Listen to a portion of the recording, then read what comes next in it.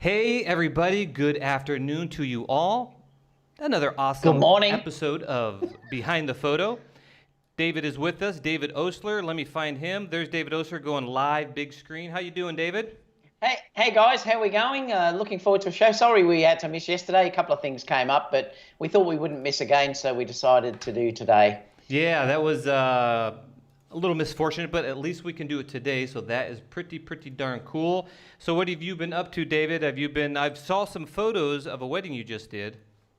Yeah, I just did a wedding on Saturday. It'll be interesting too. Let us know how the audio is today, guys, too, because hopefully it's all in sync, Yeah. but there's nothing we can do about it. But yeah, look, the wedding season sort of started again, so I had a wedding on Saturday. I've got another one this Saturday as well, so I'm doing another one as well. So things start to pick up a little bit more now, which is good as we've hit spring. Yeah.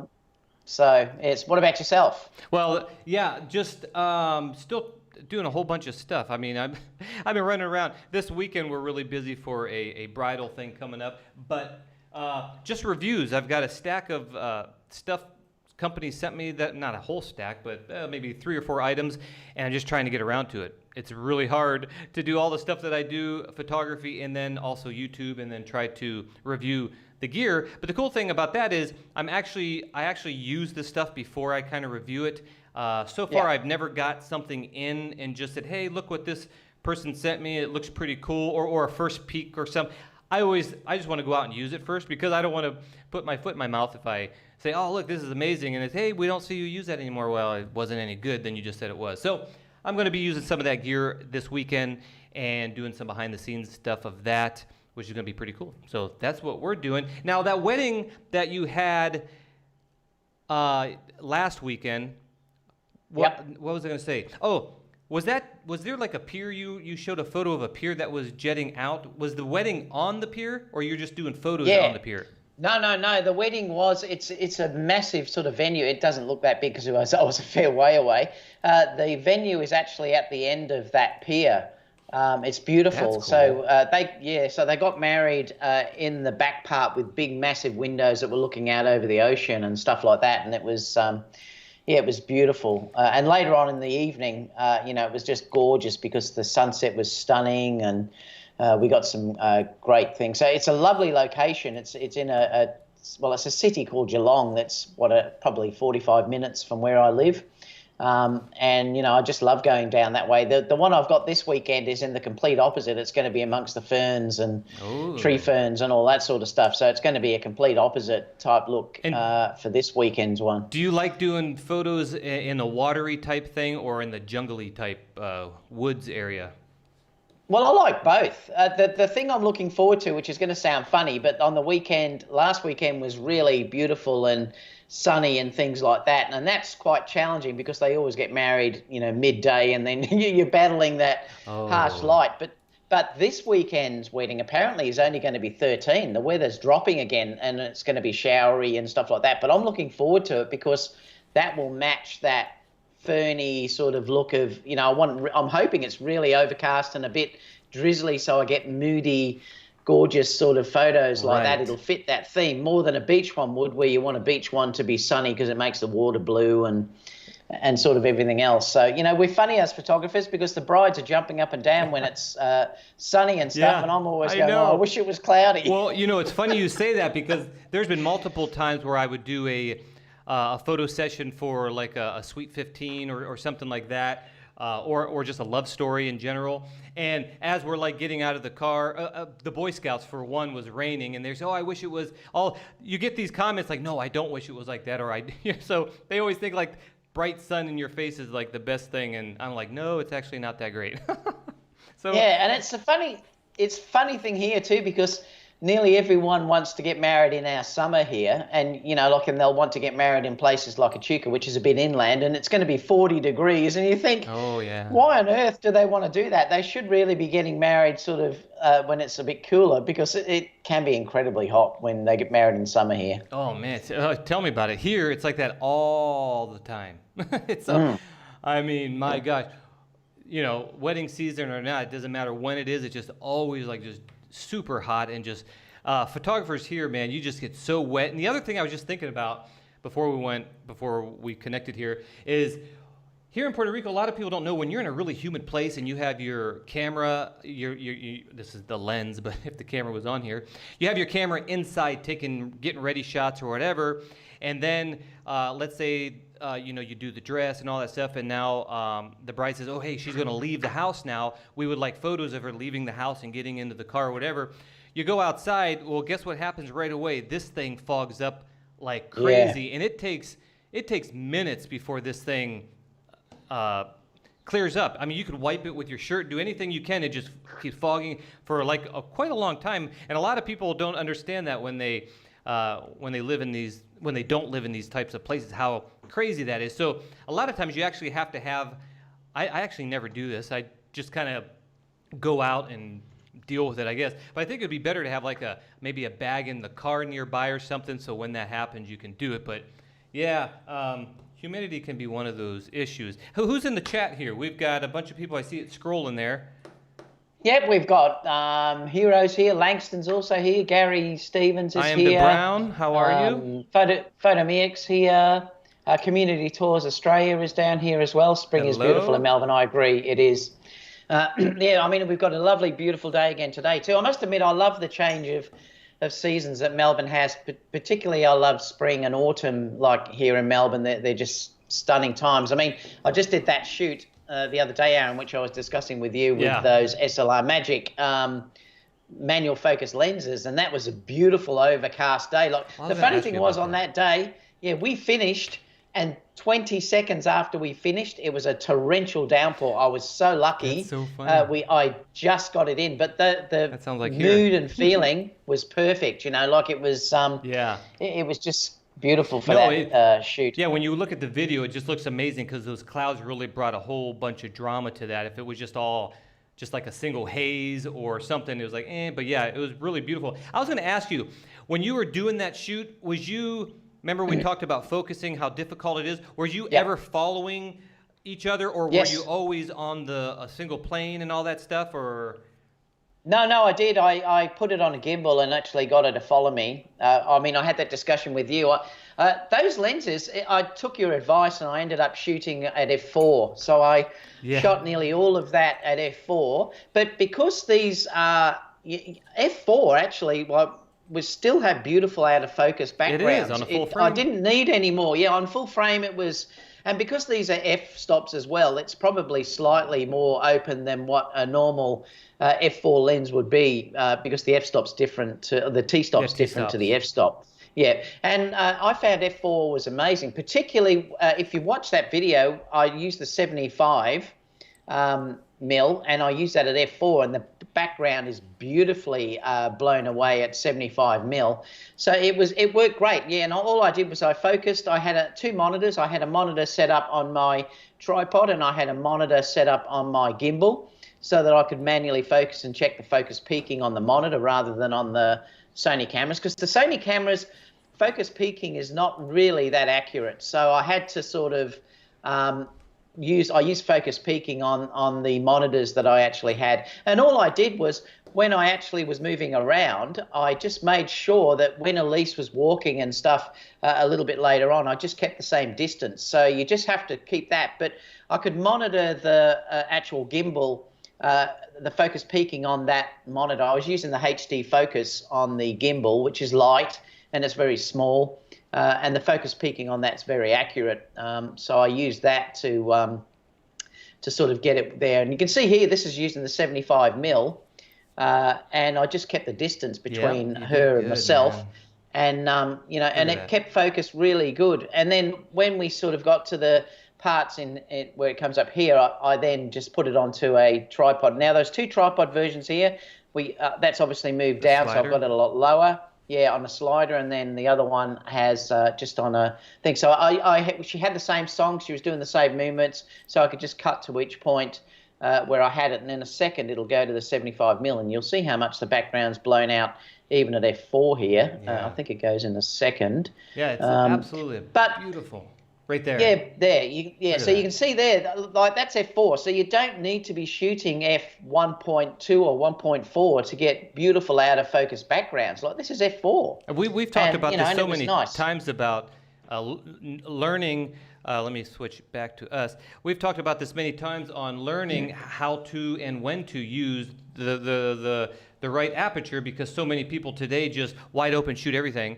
And I mean, you know, you get a model like looking like this, and you focus on her eye at f1.8, 1.4, whatever. Like, what is that? Like 1% of that whole photo is sharp, and 99% of that, or 93% of the rest of the photo is a little blurry. So I'm all for stopping down at times so that you can get, I like both eyes in focus. Not every time you want to get artistic, but in this situation here, when you're on a gimbal, f4, you got that leeway that you can accidentally go a little too far, or they can come a little too close. But at f4, you still get blurry backgrounds with that type of a telephoto lens, and it looks amazing. So you did an amazing job. And focus.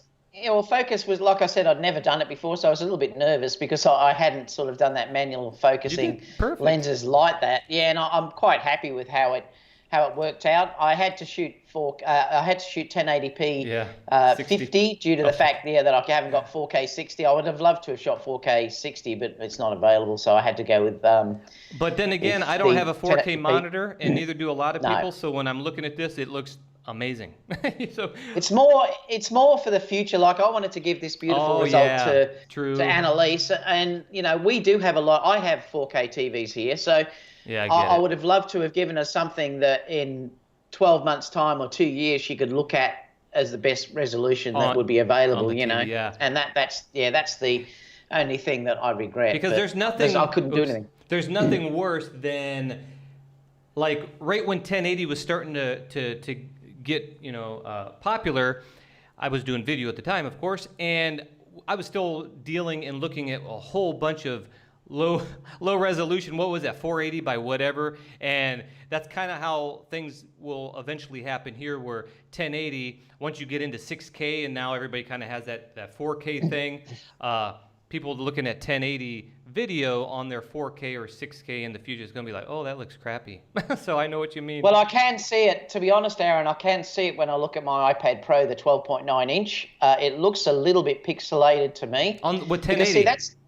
Because that's a very high screen. That's what is it, 2,000 pixels per inch or something? I can't remember, but it's almost, I think it's 2K, isn't it, or something? The iPad Pro. And I can see it on that it suffers a little bit of, so I can tell that the 1080 is not as good as what I could have been producing. I just wanted to say hi to Ben Ashford too, because he's in here and he helped me in that shoot. So he was my assistant and also did some filming. Yeah, Ben did. The drone, right? Did he use a drone? Yeah, he did the drone, and he also did little bits of filming. He did the filming where it was down low on the slider, so that was all Ben's work there as well. Ben's doing the wedding with me this weekend. Ben's learning how to do Fusion with me on the weekend. So Ben's coming with me this weekend, and he's going to be doing video. Now, we're not, look, he asked me if he could come along and he could just do a video of the wedding day for free because he's learning. So I said, yes, Ben, pop along, spend the day with me. I asked the bride and groom if they would like a free wedding video. I mean, it doesn't matter really too much how it turns out because then they're not paying him. Exactly. So, but he'll be able to learn in a way that, you know, there's no pressure. Yeah. So. Well, good for you, Ben. You're doing a good job from the things I've seen. So keep it up. Hey, today I'm going to be drinking coffee like I do on every show, and today we are drinking this in Seattle. So if anybody from Seattle's here, welcome, and we're going to drink this delicious coffee. By the way, those dimensions on the iPad Pro is 2732 by 2048, and if you pixels, and if you, here's something I was wondering about. If you put those pixels in a calculator and find out what megapixel that is, it comes out to 5 megapixels. So does that mean if you shot a 5 megapixel photo and displayed it full screen on an iPad, would it look amazing? Is that what that means? If anybody knows, let me know. Because I couldn't. Yeah, I'm not sure, but I did notice that. I did notice that when I was looking on my computer screen on the other monitor here, not this big one because the big one's high res, but the other monitor, I noticed when I looked at that video, it looked fine. But then when I took it onto my TV, because my TV is a 4K, you could definitely see that it had degraded a little bit and pixelated a fraction. and I could definitely see it on the iPad that it had started. Look, it didn't look bad, but it wasn't as good as what it could be. Yeah. And that's the frustrating thing. And this is why I'm saying to people, when everyone goes around now saying you don't need 4K anymore, Oh, as you do, because you can actually see it if you look on the latest iPads that there's a difference again, with how that resolution is. The iPads are incredible resolution. That iPad, the 12.9 inch, we're going to do a first story about that, but the screen on that, there is no better thing that you could do a portfolio on. If you want to show off your portfolio, you get use a program on there and show your images on the iPad. Go see your bride or whatever you're talking to. Yeah, and show them on the iPad because, boy, that looks unbelievable. It looks amazing. Yeah, I've actually done that before. And, as far as the 1080 4K thing, I don't shoot it because when I do commercials or projects for a TV network here in Puerto Rico, they don't want 4K. Yep. And you could say, well, you could shoot 4K and then downsample, but there's just no reason unless you want to pan and tilt and all that stuff, which when I do my projects, I write the script and stuff so I know if there's a panning shot or not, and I use a slider and all that. But if you're going to start doing stuff like you just did, or music videos or short films, then it's probably a good idea to shoot in 4K because that's where it's going to head and it's going to look better later. Okay. Yeah, and this is why I constantly whinge when they don't bring out 4K 60 because it is affecting me for what I want to produce. And every TV now that's sold here in Australia is a 4K television. Like you don't buy anything now under 4K here at all. I don't know if other countries are the same, but here now 4K is used almost everywhere. I'm not sure about that. Yeah, and it's yeah.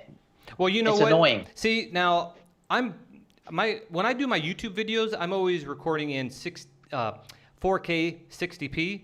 1080 60p. When I had my GH4 cameras, it was always 4K 60p. So I actually had to, downgrade the quality going with the Sony cameras just because of that 4K thing. Or a lot of times I could shoot at 4K at 30p. But the problem I have is the Osmo, I always keep it 60p. 4K 60p, because when you're doing B-roll, you're going to want to do slow shots, and then sometimes I forget that I'm filming at 1080 30p or 1080 60p, and now I've got 1080, and so it's like, oh my gosh. So when Panasonic went to 4K 60p, I was like, oh, my life is so much better now, because then all my cameras were 4K 60p, and I didn't have all this mismatch stuff. So yeah, I completely know why you're excited to see Sony come out with something like that, Now, how does the quality compare, say, between if you shot, say, your full frame camera, or say when you use the Fuji, how would that compare to, say, using that Osmo Pocket in 4K? Do you find the detail holds up enough? Oh, you mean is the Pocket hold up to intermingle the footage? Not really. I think if you're going to do, it depends on the shot, if there's like a long type of shot, and then you pause, and then it goes into like a Fuji X-T3 shot, you might be able to see something. The average person might not, but you do notice like of course the color science is different, but besides that, you do see like just less shadow detail in the Pocket, even if you use that D range or whatever it's called. So there is definitely that. As far as the resolution, I noticed when I'm editing it, of course, average person won't. But I like, if I'm going to do something with the Osmo, it's not going to be like maybe a professional thing where I'm intermixing footage. But the Osmo, under the right conditions with good lighting, it looks pretty darn good. Most clients probably won't even say nothing. But mixing them, yeah, I noticed it. But will clients notice? I don't know. But if you did a shot like that beautiful thing you just did with the dancer, I don't think I would want to mix those in something like that. I think you'd really kind of like be disenchanted with this next shot kind of looks weird, or other professionals might think you just missed the exposure or something. So yeah, it's not the best. So now one last question on that though, because you've done it more than I have. I noticed that when I use the Osmo Pocket or the Osmo Action in 4K 60, my computer for some reason doesn't like the Kodak, and it takes ages compared to, say, you might using my Sony cameras to basically to edit the images or transcode them. Does the iPad do it easily? Absolutely. The That's Osmo. it's so Well, see, no, that's interesting. no, it's crazy because here it is again. I keep pushing this little thing out. I mean, I've had this for like 2 years and been editing and stuff on this for like 5 years. Not on this one, but iPad, and I keep bringing it out because I just love it. But I never used my Osmo Pocket footage on my computer up to a point, right? I would always just edit it on here, and when I put it on my computer, I put it into, was it DaVinci Resolve or Premiere Pro? I can't remember at the time. Whichever one it was, I was like, what the heck's wrong with my computer? I had to reset my computer and everything because I thought there was something running in the background. Then I thought I had viruses. It just didn't run the footage very good. And I put it back in the iPad. It was just like a dream on the iPad. So I'm telling you, how? Why? Why is the iPad that much better than my computer? This, you can't see it, but it's a beast of a computer. I don't even remember the specs, but it's like for high-end graphics and 3D rendering of stuff. It's like, and it was just choking on Osmo footage. Isn't that weird? Yeah. So, That's interesting because I should try it because I still need to come up to that. The first story today is going to be about iPad Pro for photographers, so we're going to talk that shortly. We're going right into it, right? Yeah, but like I said, I want to get used to using it for when I come to the States in February. Well, edit because that's how I'll do all my videos and stuff while I'm on the road. So I've got to get used to using it. So I must start doing it. So shall we go on to the first story, Aaron? Yeah, first story. Let me put down here 21:46. Timer. Yeah, you really ought to just film something, a YouTube video, and just go edit on it because you're going to find like, oh, this is weird, but I'm even getting better at it where I'm just like, blah, blah, blah, blah. I did like a small little commercial in the morning in maybe a half hour just on the iPad, and it's just like, I'm just all over the place. Pretty good. Let me go to the desktop here. Okay, so this is the first story. This is the 2019 guide, Apple iPad Pro for photographers. Did you want to start on this this article? Well, it's just interesting because they're saying this is the 218 iPad Pro key specs, and the interesting thing is that I do. And I know this might cause some funny things. You can mention in the comments and stuff like that later on what you think. But I think this is possibly the future of the way things are going to go now because the iPads now, the A12 and the A13 that's going to be apparently in the next version of these processors is as quick as some of the high-end MacBook Pros. So it really is super performance. Not only that, all the software is written specially just for that processor and the available RAM and everything else. So they work wonderfully well. But basically, they're just saying here the key specs of resolutions is 2388 by 1668 pixels. That's the 11-inch model. The 12-inch model is 2732 by 2048 pixels. So you can see it's a very high density screen. They do come in 64, 256, and 512 and 1 terabyte. I think the latest ones start at 256, though. I could be wrong, but there's the A12X chip, like I said, which actually rates up near the high-end Mac Pros in performance. It has USB-C connection. I know that's different to what you've got, Aaron, but the one I've got does have that USB-C connection, which is fantastic for plugging stuff into. And it only weighs 460 grams, the 11-inch model, and it's 632 for the 12.9-inch model. Now, I'm not going to go through the whole thing because we're going to put this in the link below, but you know, the way the pencil attaches and the pencil works wonderfully. I mean, it really is incredibly smooth and very, very fluid. I had the first version, and they have updated that like an incredible amount. And it actually is 120 hertz, this screen, so it is super fast and super smooth when you're moving things around. It's just unbelievable. There's a whole stack of stuff coming in there that you can talk about. Now, Aaron, these are programs that you use, so you might be able to just talk about the Affinity Photo and the programs you use on the iPad. Yeah, exactly. If you guys haven't checked out, how do I go over here? Desktop. If you haven't checked out my YouTube channel, for one, you're watching this, give this video a thumbs up because it really super helps us when people give us a thumbs up. Also, subscribe to my channel because I do all kind of different stuff. And what I'm talking about here is these couple videos here. I did one that was the iPad, how to add RAW and JPEG photos to Lightroom mobile, because before, if you shoot RAW plus JPEG on the same card and you install it in your iPad, Lightroom will take them both in, but will only allow you to see and edit the RAW. And sometimes it's nice to see, well, what did the JPEG look like, or maybe you wanted to show the client the JPEG before you edited the RAWs, and all those things why you would want both RAW and JPEG. So this a video I showed you actually how to do that. And then I did another one with the kind of explaining the new file structure, where we're not using the dumb Photos app that doesn't let you see the photos, the name of the photos. It doesn't let you reorganize, rename. It doesn't let you see the metadata. A lot of times you have to install other apps and click on this and then send to and all this stuff. Well, here's a video showing you how you could do all that. And then I did a LumaFusion, how to edit and take out the buzz out of your audio, because I Am Brown commented on this video over here. I think it was, yeah, on this one of these over here, saying that the buzzing's terrible, and I didn't hear it until I heard it on an iPhone, and with that one speaker type thing, I guess it really came through. So I made a video on how to get rid of the buzz with inside the iPad on the iPad LumaFusion, and then the iPad Pro LumaFusion video for video editor. So check that out. And one thing that I used to do, and now I don't know, David, is it only iPad Pros that are getting these features, or is it?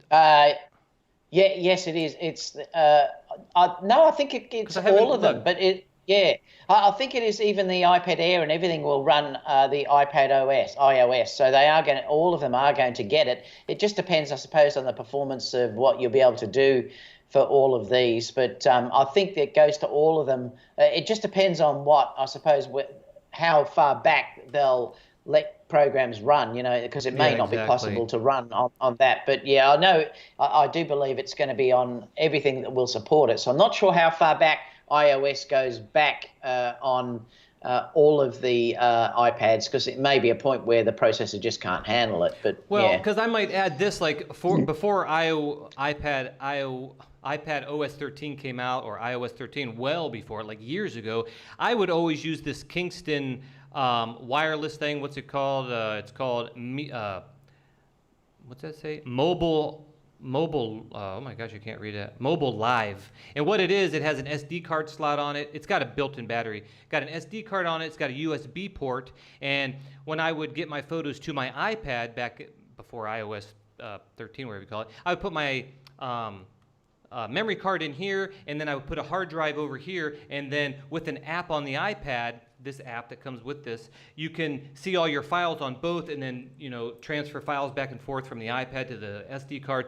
So I was doing that, but wireless, it's so slow. I mean, it's like, it was painful, So now with iOS 13, and now you have the SD cards, it's all like 3.0, USB 3.0, and now this thing is just like ancient stuff now, and now it's like so fast, and you don't have to use an extra app and all that stuff. So it really is amazing. As far as what else are we talking about, David? As far as you could do video and everything, check out those videos that I did, and they're pretty great. Yeah. Now, David. Well, I was going to say the interesting thing would be, and unfortunately I had to take it back, but that GNAR box that I had the review of the other day, that would be an ultimate tool that you could sort of have with an iPad. Now, I know it's expensive. It's not cheap, and I have to say that to people. I didn't lie about it. I was saying right up front that it's a pretty expensive little box, but that thing is a little computer that does all these conversions in the actual box. Like for a videographer particularly, to be able to convert your MP4s to ProRes on the go in this little box is unbelievable, and then you can take them in and edit very, very quickly. Like it's, some things, it's just, and that's going to work wonderfully with something like an iPad Pro. I've just bought a small hard drive. It's just an SSD that is a Samsung, I think it's called the T5, Aaron, which is amazing. It's tiny, and it's a 500 gigabyte SSD that I'm probably going to use that. I'm just hoping Affinity Photo and all these other programs, the video one, lets us edit off the CD. Card, and I'm sure that's going to come. Once that comes, and then you don't have to put the stuff onto the iPad, it's going to be wonderful. There. Yeah, because right now, when I did all those videos, actually, man, what was that? Let me count how many videos I did.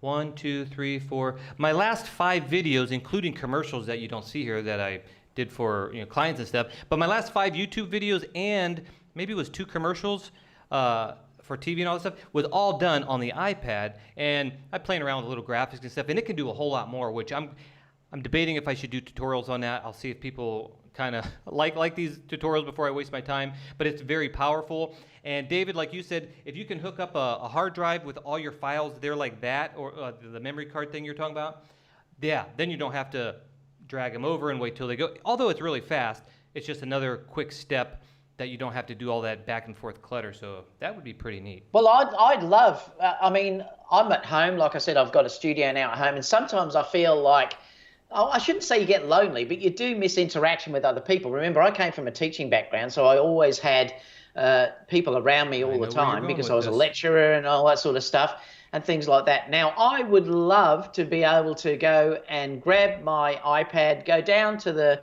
coffee shop, because I usually do sit there, and I'll sit there for an hour and a half checking news and research and stuff like that. Well, I'd love to be sitting there at the same time and do some editing on the go without having to take too much gear with me. I can just put a small backpack. I can just take a small SSD.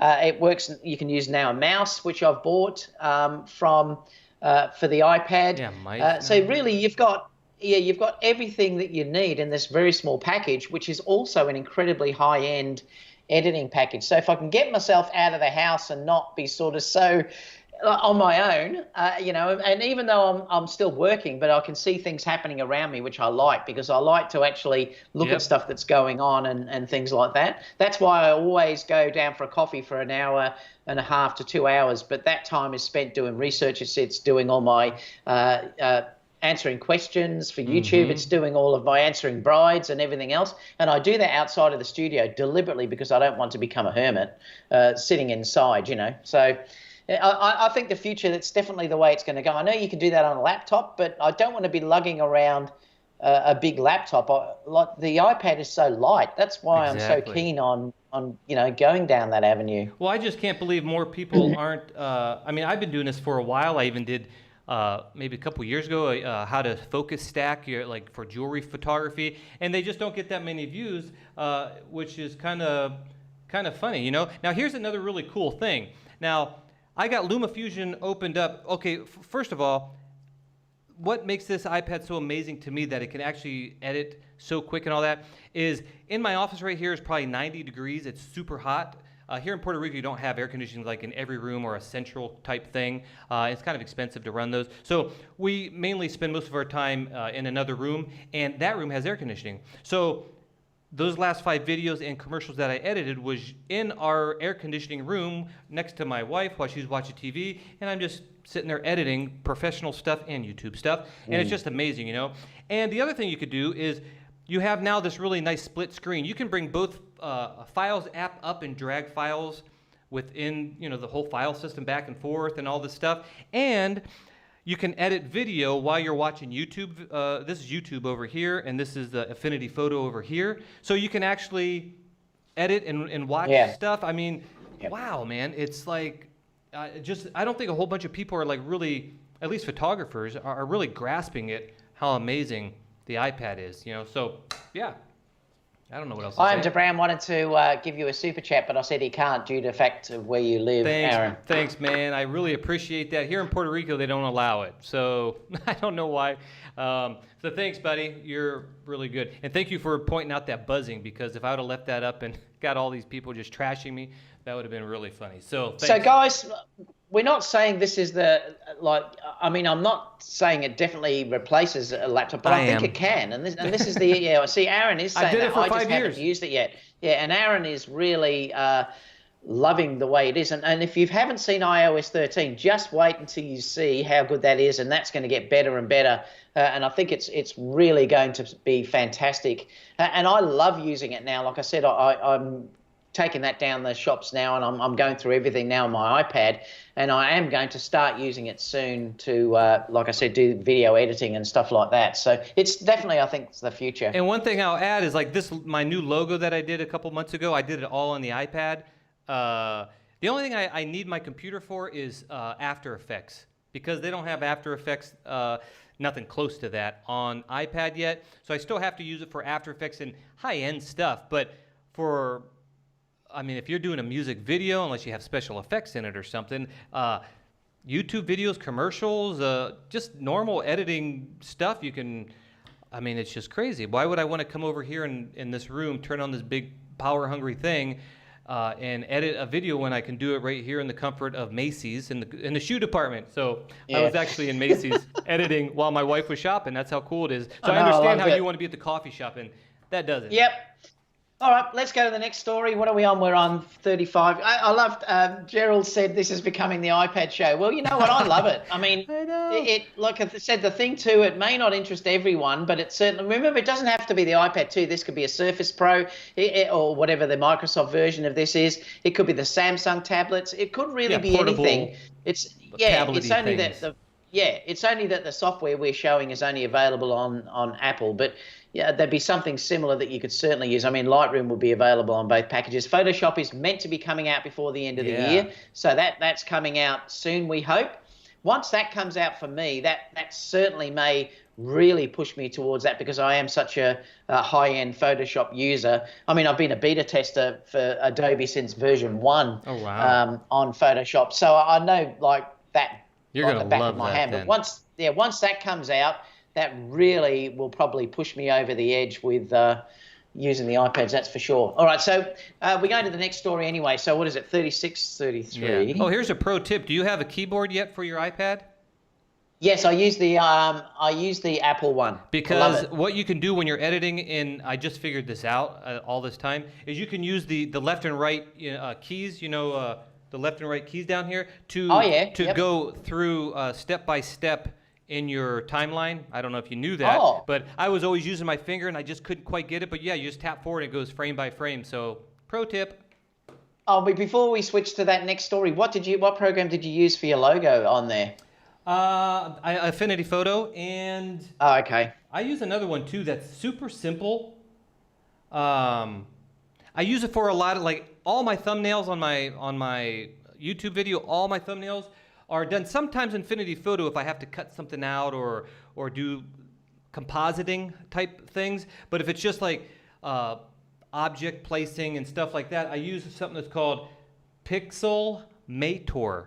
It's Pixelmator. Okay. You're not going to see it, but it's pretty. I don't want to click on it because I might have some client stuff on there. But it's Pixelmator, and it's really cool to make It's not a thumbnail program, but that's how I do it. So Affinity Photo and that's what I use.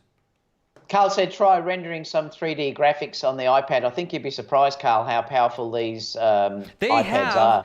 I actually was playing around because I'm not like a professional 3D artist, but I know how to do it, and I did it for short films and all that. And they have an app. I can't remember what it is. I was playing around with it, and then I ended up deleting it just because I wasn't using it. And it's a full 3D. You make your models and all that stuff in there, and you take a 2-finger touch, and you can. I'm just like a 3D Studio Max. It is as far as the what do you call it? The workspace type thing, and it's fast. No hiccups, no nothing. High polygon. Now, if you're talking about animating that, then of course that's a whole nother story. But if you're just model building. Man, I forget the name of it, but it was like crazy. There was no hiccups in it. And my computer sometimes hiccups in 3D Studio Max when I have something large, kind of like that, but I'm not saying it's the same, but it's pretty darn close. Not animation, though. Okay, so the next one is how to light a big budget photo with $5 lights. And this is a really interesting story. So, like I said, Aaron will put all these links down below. Yes. But this is really quite interesting, particularly if you're an architectural type photographer that does all of this real estate stuff and resorts and all that sort of stuff. This guy takes you through the whole way that he set up these images and the way he lit them up using these cheap lights. And what he did in the end anyway was he actually, you can have a look, there's a video that you can play there. We won't do it now, but there's a video that you can play there that will show how it's all lit up using these $5 lights. I mean, when he says $5 lights, though, he did use multiple ones. You can sort of see, if Aaron scrolls down, what the light actually is. So he put one of these in basically every single room. Let's see the photos. Yeah, so if you go back to where it was lit up. So through here, and you can see it's amazing the work that he does, though, from these really cheap lights, but it still would have cost a lot because he used, I can't remember how many he said he used, 50. but there was 50. So he did use 50 of them. But still, when you think that there were $5 lights, what he does with his work is actually quite amazing. And it's really interesting to look at the story and to read it how he does. He talks about what lenses he used, what apertures he used, and things like that. And I just thought it was a wonderful sort of story to look at. Aaron, have you done anything like this? Or because I don't do real estate type stuff. Yes, I actually have. Like, here's the final product here. I've done a few. I did one of, let's go back so you guys can see us here. I did one of my sister's store in Beaufort, Georgia, and did it just like he did. Of course, his was like on a really large scale. But the most important thing that I always do when I'm doing photography or video, when I go into a building or somewhere, or even on the outside in this case, I'm always looking for the lights, and I tell the owner or whatever, hey, let's turn on the lights. Not only are you going to get more light, but you're going to have like these lights right here that you see. These aren't just for show for my YouTube. Those are actual called practical lights. They're in the scene. They're actually creating light. And if I turned those off and I just did my videos like this, just relying on that, it would look so boring. So I always say turn on lights, and that's what this guy did. He turned on all the lights in all the rooms. It was brand new. Nobody stayed in here yet. But some of the rooms didn't have light bulbs or something like that. So he added 50 lights, one light bulb in each room on the far back wall, kind of like I have here, just shining it. So when you look, it just makes the whole thing. I just turn mine off, Aaron, so people can see. Look at that. Look, I mean, now can you imagine if you don't have the knowledge of turning lights on when you go into a place, it just brings the whole place alive. Now, I did a music video, and it was the biggest scene I have ever did, even to this date. I forget how many people were there. It was a restaurant full of actors, and of course, we scouted this out a month before or whatever. And when I got there, I went at the time we were going to film, which was at night. It's supposed to be a romantic setting, and I told the owner, okay, can you turn the lights on? You know, she's unlocking the door, it's all dark. She turns it on like, well, okay, this is one of those times where you don't want the lights, because they had just bare bulbs like that guy's using, and it was just like, it was like a Walmart. Just there was just nothing. It didn't look warm and cozy and romantic at all. So sometimes you turn off the lights and then add your own lights like I did in the music video. And I just shot my own lights up in the back on the wall. Maybe he has to go. Oh, the black hole. Someone probably posted that in the comments. That's too funny. Can you hear me? Put your headphones on. Good. Did someone post that in the comments? No, but I just remembered I haven't turned the black hole on. That's so funny. Yeah, look at that, though. Just adding a little thing makes a big difference. And so always keep mindful of your lights, and that's what this guy's doing. And they also wet the sidewalk, which I was doing a video for a gym, and I suggested that we wet the inside of this paved area to do it. They, in the end, didn't want to do it just for whatever reasons, because when you wet the sidewalk, you get lights. If you ever see car commercials, they always wet the sidewalks and all this stuff. So it really helps out. And I did a shot like this for my sister's store in Beaufort, Georgia. And like this guy, you have to sit there. Of course, you could take the photo if you wanted, but she turned all the lights on, but it was still so much ambient light outside that it was a boring shot. So I was across the street with my composition with some flowers that they had on the street all composed there. And you just have to wait. It's a waiting game until the ambient light comes down, and then you see the nice golden sky or pink sky come up, and then you see the interior of the lights finally showing through the ambient light, and then that's when you take your shot. This guy took 3 shots, I believe, so he composited it. I think he said the sky had a pink sky at one shot, but it wasn't dark enough yet. So then he waited later till the ambient light got low enough to where he could see his lights. And the whole time they kept watering the pavement because it kept drying. So there's a quick story on that. And yeah, so I did a few things like that before, David. Yeah, so but it is interesting. Like I said, we'll share that story with you and have a read of it and watch the movie, because it really is quite interesting how he's brought that image together. And the results, I suppose, for what they are trying to sell look really beautiful, and it shows how they can, what they can do with lighting and stuff like that. And you don't have to have really expensive lighting, even though that would have added up because you have to have one for so many rooms. But I suppose he probably does that sort of stuff. Yeah, he probably has stuff all the time that he's doing it, so once you've got them, it would just be stored. And I mean, this is all about mood. If you look at this, they've made it all about the mood, and the lighting wouldn't have looked good probably if they just turned on the interior lighting. You wouldn't have been able to control where it was. And things like that. So, it's great. Community Tours Australia. Hey, buddy, how you doing? You guys guys got to go check out his channel. He does Australia. He goes around. I forget what's the town. I forget the town. In Australia, he does really nice videos of his area with the town that he lives in Australia. Melbourne. How you say it? Melbourne? Is that the Melbourne? Yeah. Melbourne. Yeah. Melbourne. Beautiful. Go check out his stuff. But he said that when he sold his house, I think I lost it in chat. I think he said he wetted the sidewalk or something to driveway to make it look better. Now, this guy used these cheap lights as we've seen up here. I might as well add this here. And he used these for many years, he said, because this little protector thing on, he can throw 50 of these in a big box that he has, and they won't break. But now they take more power. Did you notice that too, though, Aaron? Did you notice too? He's got the 3,500 Kelvin, so they're warm lights. Yeah. So he's gone for the warm look, which is that beautiful yellow that you're seeing in the room. No, that's what you want. When I did that, when I did that music video I was telling you about in the restaurant, they had daylight Walmart lights, and I turned all those off and brought all my warm lights, or I gelled the ones that weren't warm because warm just looks better. And if you look at the photo, can you imagine if those were, I don't know where it went now, if those were just all daylight, it's like, they just wouldn't have that warmth look. So yeah, good looking out. Now, what he did, he's ended up replacing those, just so you guys know, with LEDs.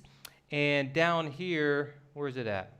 So he replaced these regular those other bulbs we just looked at with LEDs. I don't know if this is an LED. I guess it looks like it might be. But now he can just throw these all without those cages, and they don't break, and they're less power consumption and all that. So and they'll last forever. And they'll last. The LEDs. Yeah, he says he doesn't ever have to really replace them. Okay. Yeah. All right, so next story, just let me put the time on. Where are we? This is funny. I think this is really quite fun. So what are we, 47? We're going to be talking about Instagram influencers because there's some stories. Wait, is this this isn't the wedding not staged one? Did I miss that up there? Yeah, I did actually. Let me come back. Yeah, we need to bring that up first, actually. Yeah, bring that up first, Aaron, because it won't take long. I'm just gonna grab that. Okay, I'm gonna bring it up on screen. You guys can look at this shot right here, and just take a really good look at the shot. And this is funny because David sent this to me, and I wanted to read it before we started the show. So I was looking at it, and I started reading it. And David, did you want to start with this, or? Well, it was interesting because when I first looked at it, I thought, I bet you I did the same. This is incredible how he did this. Now wait, look what it says. It says this photo was not staged. Okay. Yeah, like it's just incredible, and I'm looking at it thinking, I don't believe it. It's got to be because there's something that. Well, it looks painterly, doesn't it, when you first look at it without reading it and things like that? Yeah. But, well, you can go on, Aaron, and talk about it yourself now because it was interesting. When I looked at it, I thought, this is weird. It is so funny. So, anyways, I saw the photo. I said, not staged. What? And I started looking at the photo like, there's no way that would ever happen like that. I mean, those characters like that's straight out of a novel or something. And then as I'm reading, I was kind of reading it fast, and as I was reading it, it's quite a long article, I think, right? I was reading it, then I come to this shot, and I'm like, what's going on here? And then as I keep reading, I see all his shots here, and I'm kind of skimming through it, and then when I got to the end, it's like, I don't get it. And then I looked at the photo again, and then I started reading the comments because I'm like, what don't I understand here? This is the thing, this is a photo behind a painting. It's a painting. And these two people here in the front, the girl with the pink hat and the girl in the white dress, I think that was the bride, they're the only two real people sitting in front of the painting. Yeah. The weird thing is, though, when I'm like, so I don't get it. Like, what's the deal here? Okay, so now I know it's a painting and there's two people here. Why is that a good shot? It won an award because is it that spectacular? And then I kind of started figuring it out, like, as a photographer, this is how I'm looking at this, and he might have said something like this, but as a photographer, these are kind of the shots you would get, at a reception or something. You're just getting angles, you're getting a shot of this is the bride, actually. You're getting a shot of this, and then you kind of change your angle, and you're shooting through here, trying to be all dynamic and stuff. Where all along, if you just kind of look around and stuff, this shot, he's like, oh my gosh, that actually is a cool mind twister of a shot. I don't think these are the words he used. This is just what I would have said. Like, that actually looks really cool. So it is a cool shot in the end.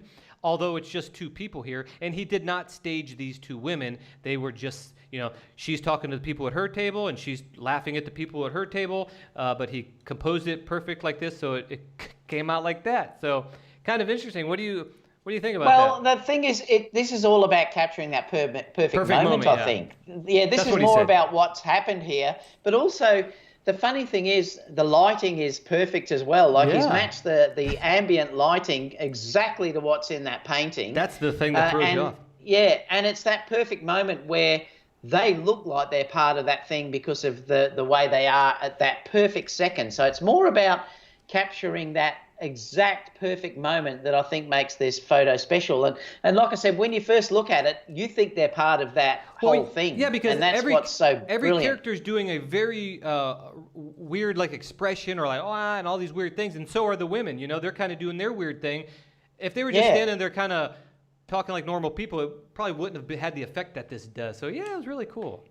Yeah, it didn't make sense to me at all at first. I thought, well, what's so special about this? It's all posed, it's all set up. I still thought it was an amazing job because I thought, wow, that they all look like they're beautifully lit. I didn't realize it was this painting. Yeah. But it's fantastic, and I think it's all talking about that thing about having that perfect moment. Perfect which is moment, the thing here, yeah. I think this was the same article. I read so much stuff that he was saying that he's a photographer who does not pose or interfere at all, except if it's the bride and groom couples time, whatever you call it. He doesn't do all that. And then I was thinking about what am I going to say on the show about that.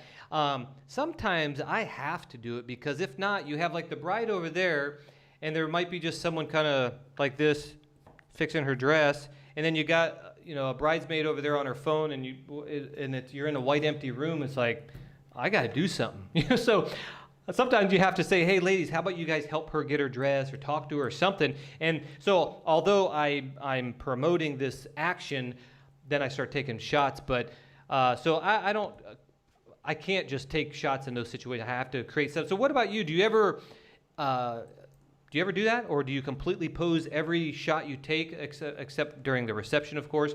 Or do you just completely hands off and take shots? I do both, but when I say I do both, probably 80% is natural as it is and 20% is staged. I always do stage photos because I think you have to have some impact images that you pose them and stuff like that. That's probably 20% of the shots. Yeah, that's about right. The rest of them is just them being themselves. Yeah, that's about right. That 20% is those times where there's nothing going on and she's going to be leaving soon. We got to do something. So, okay, sounds good. I'm on the right track then. Okay, so next Now, I get roughly 2 hours for the formals for every wedding, so I have plenty of time to do whatever I need to do. Oh, yeah, here I don't get that. I get 10 minutes. Go! Like, what? Yeah, we get roughly 2 hours per that's cool. Okay. for those formals. Now, all right, so let's go on to the next one. Yeah, this influencer posts her whatever. Yeah. I lost it. Yeah. 53. Let's go to the desktop here. So what we're going to be talking about here are these, because I love it when you look at these, because Instagram is so much full of fake stuff that I know it just cracks me up when you go through some of these images. When you look at them, you're going to laugh because you'll sort of see what the original one is and then how the one that they've posted is the one on the left-hand side. Scroll down. And I think it's really quite good when you look at them, but it just shows how fake Instagram is. And I was having a giggle when I'm looking at these thinking, look at the different body posture on there, like she's got that beautiful movement, whereas the first one was all over the place. Obviously she's just firing away, but it's good that she's shared both images, but some may be even set up that they're bad and they're good, but it still shows you what you can do though by having proper lighting and proper posing. Posing is a massive thing that you see in Instagram, like these actually, it's a good learning tool because you can see, look at her pose on the left opposed to the pose on the right. Yeah. Now, if her face was even better here, look at the pose. It's a better pose. Yeah, it's quite nice. So we all of us photographers would probably play with this pose for a while, but of course make her face better and all that. But then sometimes it's when you move the pose around, and then this is the photo you'd end up showing and stuff like that. And it's also kind of funny, David, is when I was going through these, I do it too. Almost every YouTube vlogger that I've seen, I'm not going to name anybody just in case, they will, you got the camera, they're taking their photos, you can hear the camera click, click, click, click, click, and then they show that one photo that's of course, retouched and fixed. I mean, why not? You're not going to show the bad ones. So naturally, everybody always shows that good one and not these. But this girl says, hey, I'm going to show both. So it's kind of cool. Just get other people known that maybe are getting into photography, that you don't just get a perfect shot. Things like that. So it's kind of a learning experience. Here's another one. If you just want to look at this as learning, look at the face. I mean, look at the shadows. So they're not using flash here. So it's kind of a learning tool that, hey, point her nose to the sun, and now you don't get the shadows. So it's kind of cool that she posted this. So it's pretty cool. Down here, look at this one. I mean, where's that other one? This looks really nice. Look at that. Look at the pose. Look at the body. Yeah. I mean, same girl. It's just she's in the middle of fixing her hair, probably about to fix her hair or something. This one here, look at that. I mean, she's like a rock star over here, drinking her latte in Vienna. And then over here, I mean, this is like what most people would just see. And so I know, I just love it. It just cracks me up. It really is funny when you start seeing it. I mean, this is another one where, she's looking straight on, and then the difference in the second one. Like, you wouldn't think it's the same girl, actually. No. Like, when you look at that, you really would not think it's the same girl. Incredible.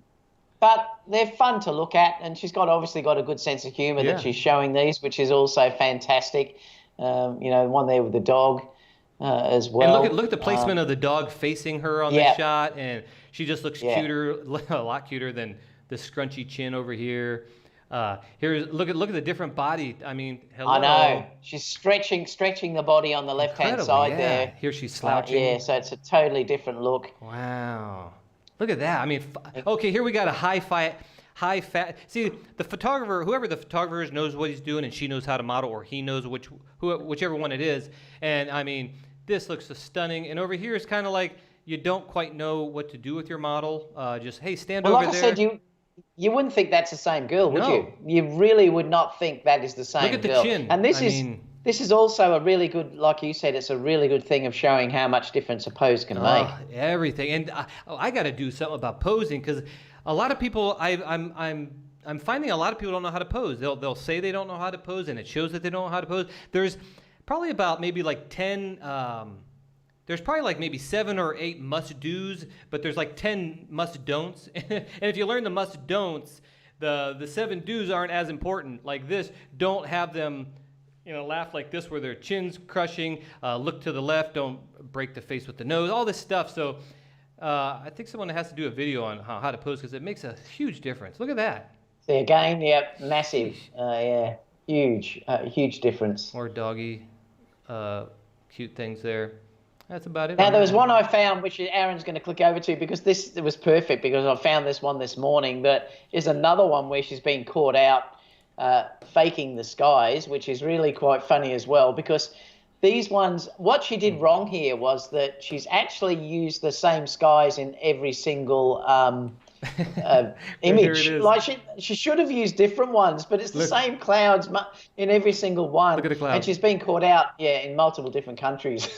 Yeah, so there was probably a photographer is probably looking and like, hey, wait a second, that's the same cloud I was pixel peeping on the last one, and look at that, same cloud. And if you go down, look, these are all the same cloud. So what she's doing is they're not using flash naturally. They're just taking the shot, overexposing the background to probably pure white or close to it, and then they just key out that white.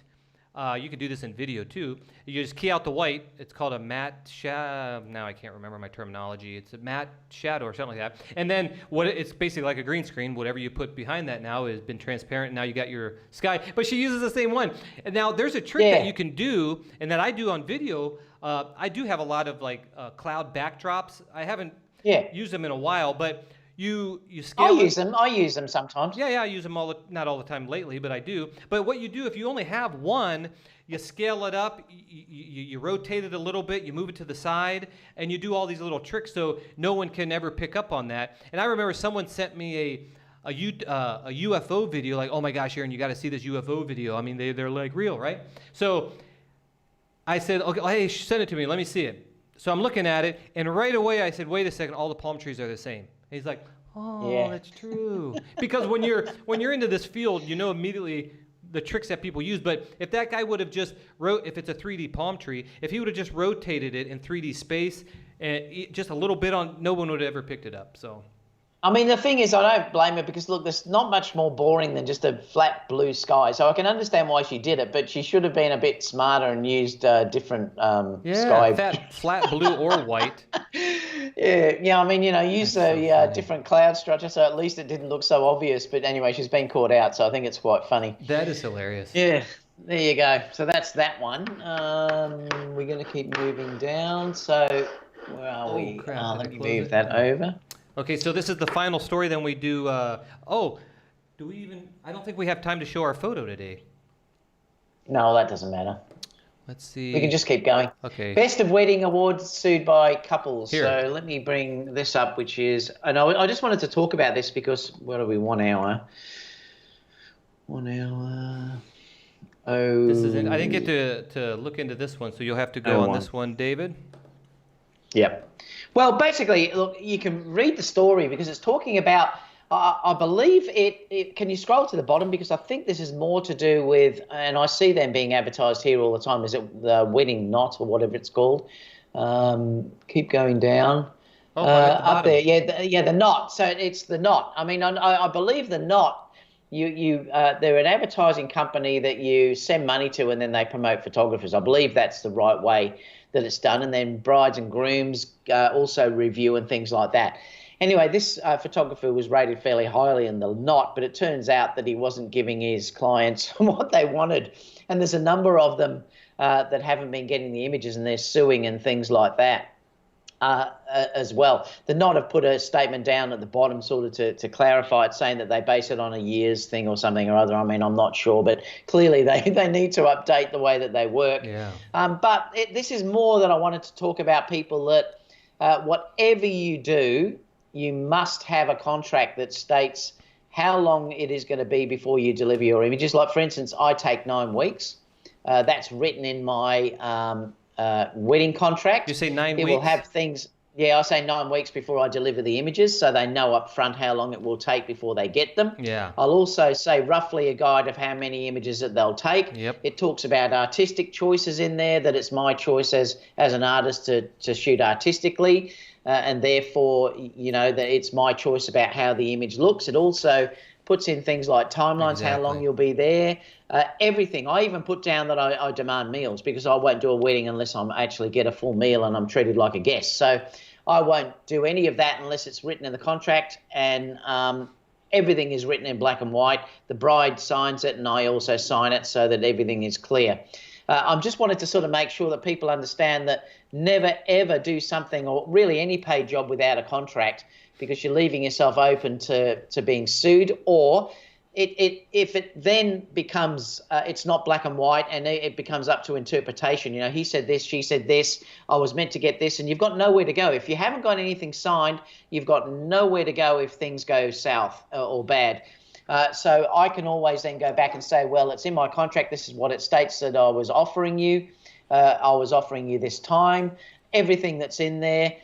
If it's an act of God and I can't show up, I'm also covered because I've put that in there. Things like that. So, just make sure you do get a proper contract written up for your area and where you work, and stick to it, and make sure you would never do one. I would never, ever do a wedding unless I have a contract signed by the bride. It just would not happen because you are just leaving yourself open to be sued.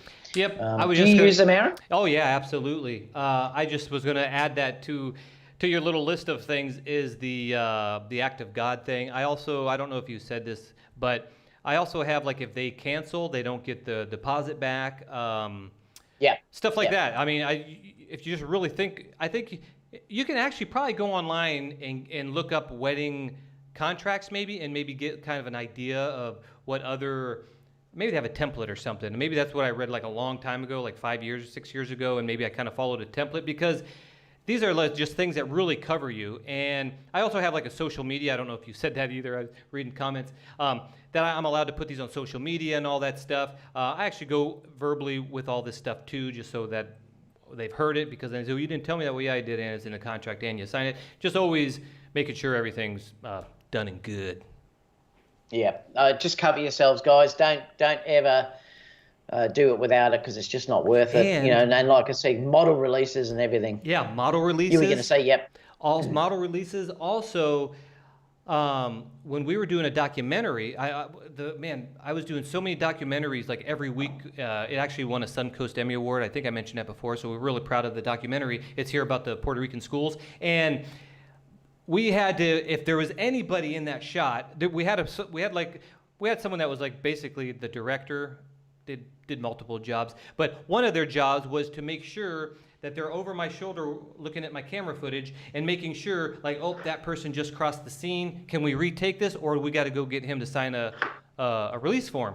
And you know what? Nobody ever said anything about it, but we did have something happen on a commercial where the people, was it commercial? I don't remember what it was now, but it was something where the person did not want that footage to go on TV. They did not want it, and they did not sign a contract. So guess what we had to do? We had to reshoot it. I don't know if that was for a documentary or something else. So, man, you got to be real careful. Now, when you're just on the street doing YouTube videos, that's considered open space, and there's no money being involved, and all this stuff is different.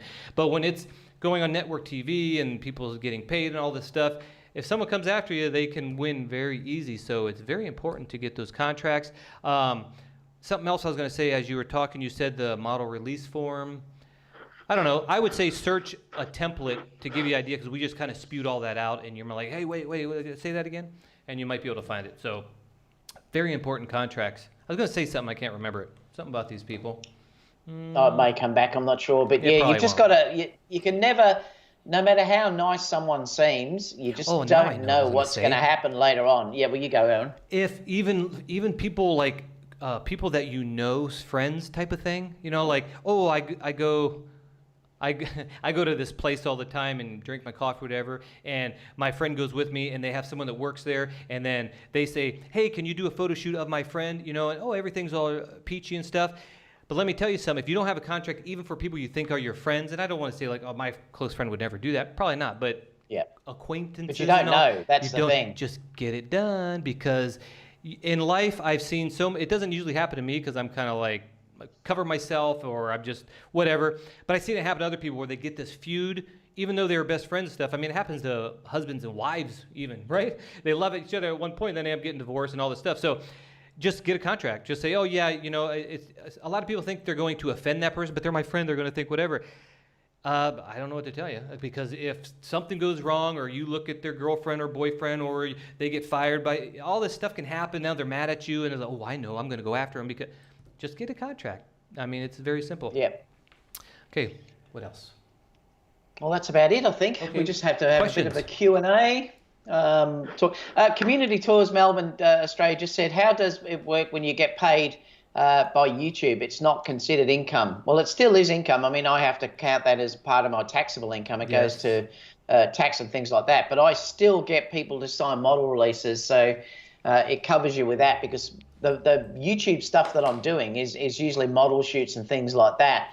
And then there's model releases that they sign to say that I can use that freely. So you do. This is why it's important to have things like model releases for stuff like that. But wherever it's commercial stuff, where you actually say doing something which is commercial work, you then have to start thinking about contracts. Yeah. But because the YouTube stuff, I'm not delivering them anything. I'm just sharing it on YouTube. So and you're in a public place. Back that way. You're in a public place, and there's nothing, no network money, nothing's going on. So you can have a camera out there filming anybody you want. If they don't want to be filmed, well, you be polite and don't film them, I guess. But as far as contracts, not worried. But if it's going to go to publication somewhere other than YouTube, I guess, then I don't think it's a big deal. I mean, if they were paying you to do it, and there was money involved and stuff like that, you would then need a contract. So it would be a little bit different. You would then start to have to do contracts and stuff like that. Anything where there's money involved, you're better off to have that in there, because if it's a deliverable that you have to deliver to someone, like if you were going to deliver that to them as well as put on YouTube, and they've paid you to deliver that, you would be better to have a contract, for that situation. But if there's no money involved, then it's just a model release. Exactly. Now they can take to court for using your likeness, but again, if there's no money and it's not a network TV type thing, or in a movie or something, or magazine or something like that, then it's no big deal. What else? Now there's a lot of questions about the A9 II and all that. I'm going to discuss that tomorrow, guys, so we won't go through that today. I'll have the live show tomorrow. So are there any questions you'd like to throw up before we finish for the day? Because I'm going down for my usual coffee in a few minutes. I don't know. Everyone's just sort of chatting You and like things those, like huh? that. But yeah, I love the way you said. I am to Brown you says, "Oh, I it, like so. those shades." Yeah, I like them too. I've had them for years, and I love them. Now, while we see if any other questions come through, Aaron, what have you got planned for the week? What I've got going on is, you guys getting sick of this thing yet? Not being able to see, not seeing the. Yeah, when is that review coming up? Oh my gosh, it's so hard to. I'm going to show you what I'm going to do here, but I like to use stuff before I review it, and I use this for holding up LED panels. You can use this as a boom mic. It's so light you can attach a shotgun mic. It's so light. I've been using it for all these things. The only thing I haven't used it yet for, I actually did a wind test with a flash on there, and with an f-stopper flash disc and an umbrella to just see how if it's any different than one of the metal ones. But the only thing I didn't do yet is an actual photo shoot using it with the flash, even though I did a wind test. And I'm just waiting to do that because I don't want to do a review and say, hey, this is a great stand for when you're shooting models, because I didn't do it yet. So I'm waiting. This weekend, Okay. I'm going to do that and then do the review on that. And then this company sent me these. I'm kind of interested to try these out. These are ND filters with polarizers built in for the Osmo Pocket and cool. the iPhone. I don't use iPhone for filming, but I told them I will review these because I do a lot of Osmo stuff on behind the scenes using that stand you just seen. And then I don't think Torben is Torben in here. Torben was talking about ND filters, and this one here I'm going to do a review on. This is by I need glasses. Breakthrough. Oh my gosh, Breakthrough Photography. Now, let me tell you about this thing. Once I got this, I started looking it up, and I saw countless videos pairing this thing with, like comparing it with all these other ND filters, and this always came out on top on all of them. I think Matt Granger even did like 12 different ND filters or whatever. And this was the one What brand's that one? Oh my gosh, what is this? It's my glasses. Breakthrough Photography. That's okay. And Matt Granger did all these shooting stuff, and I'm telling you, every review that I saw, because I like to look up reviews so I don't say the same thing, or if it's just oversaturated, then I won't do it. And this one always came out on top of all the real expensive ones and cheap ones. You don't get the you can Google that, Breakthrough Photography, or wait for my review. It's 10 stops. It's built really good and all that good stuff. And then, does it get the X? Does it get the X if you push it? No, this isn't fairly variable. high? It's only 10 stops. Oh, okay. So yeah, it's good okay. for like slow photography. What do you call that? Yeah. Dragging the shutter. Waterfall stuff and things like that. Yeah. Stuff like that for landscape stuff. And I think that's pretty much it. So I do got a lot to do along with all my other life stuff. So hopefully those are coming. What about you? What are you doing besides the wedding this weekend? Anything? Oh, well, I've got tomorrow's live show in the morning tomorrow, the usual time, and then I've got the wedding on Saturday. And then I've just got a couple of reviews I've got to do, actually, that I've still got to review that ND filter. You know, the one that flips up on the top of the camera and flips down in front of it? I've still got to do that. For. Yeah, but there's some issues, but I'll talk about that when I review it. But yeah, it's interesting anyway. So I've still got that to review. I've got another L bracket that's coming to me in the coming days and stuff. But I've just about caught up with review stuff at the moment, which is good. I did, because I have to do some other stuff. I've obviously posted a few during the week, so. I can't share my contract Outtakes because mine is through Shoot Q and it's a paid. I use Shoot Q for my all of my studio stuff, and that contract is paid for through Shoot Q, so I can't share it because it's a purchase one. You have to pay for it. Hero said he likes that it's a light stand, not a tripod. Here's another thing I was doing. If you've been watching any of my posts, I've been comparing the Tamron 28-75 f2.8 with the Sony Zeiss 55mm f1.8. Anytime I do those types of comparisons, everybody gets so upset, like, that's how dare you? You can't do it. It's not fair. Why? All this stuff. And basically, it's because. Yeah, but why not? Well, yeah, I want to see. I'm a curious guy. I love technology. If that 55 has now become my #1 lens of all systems I've ever tried, and I love this also, how much am I losing when I do use this? That's what I wanted to find out. So I'm going to do a review on that. I did this before when I had my Sony a7 III last year, I guess. And I ended up sticking with this just because at 75 millimeters at f2.8 and that wide open at 55 millimeters, I just went out.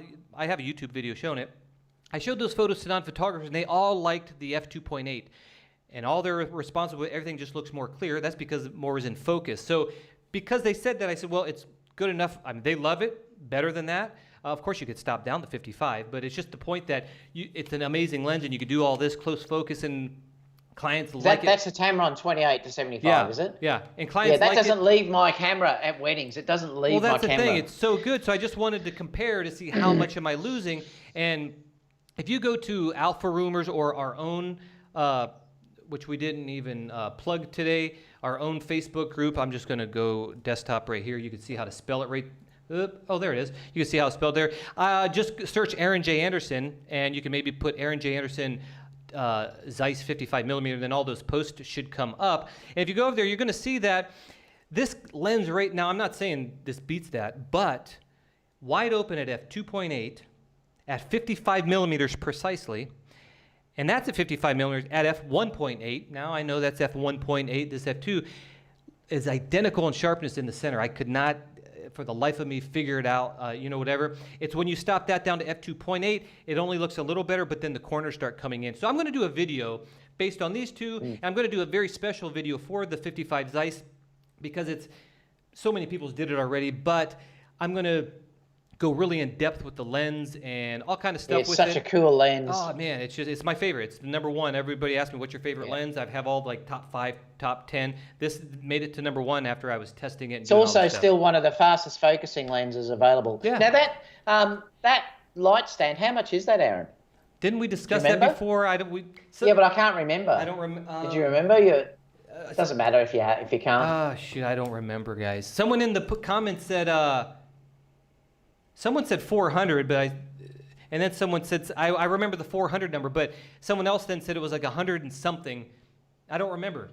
I love the blue highlights. I love the blue highlights on that light stand, though. They grab me every time I look at it. It looks beautiful. I don't know if it's going to focus on there, but you could see the carbon fiber. It's not going to focus, but you could see the carbon fiber on there. It's hard to make a light stand look nice. This is the thing, and that actually looks nice. That's the company right there. Yeah, it really is. Yeah. I mean, all the other ones I have are black, ugly things, and it's so light. And it's small. I mean, look at that. That fits right in. I'm not going to get it. We're going too long. This fits almost directly under my 10-liter Peak Design bag. And it has straps on the Peak Design bag. So I can put that right underneath there, and it's just like I got everything with me. It's amazing. I'm done, David. Hero said, what's the brand again? Oh, I don't know. Probably can't read it because he hasn't got his glasses on. It's not going to focus. Aaron there we go. It's the Nissan something, I think. Aaron will put it in the link down below. Yeah, and I'm going to do a review, so subscribe to this channel you're watching right now. Yeah. I'm done. Well, that's about it. We're done. Okay, guys. So thanks so much. Thanks so much, everyone. I lost my chat. Like I said, pop over tomorrow for my live chat, the Sony Alpha News and Rumours. Not that there's much to talk about, but there's a little bit we can talk about because there hasn't been much new rumours coming out. I know. But anyway, that'll be on tomorrow. Apart from that, thanks, Aaron. It's been fun. Thanks, David. Thank you guys so much. Give me this thumbs up. Subscribe to me because I love to see people in here that are like-minded and friendly and having fun. So talk to you guys later. Thanks for stopping by. Now I got to catch you guys. Figure out how to do our little thing here, David. Let's go. Now about that A7S III that we. Oh yeah, I'm going to tell you something.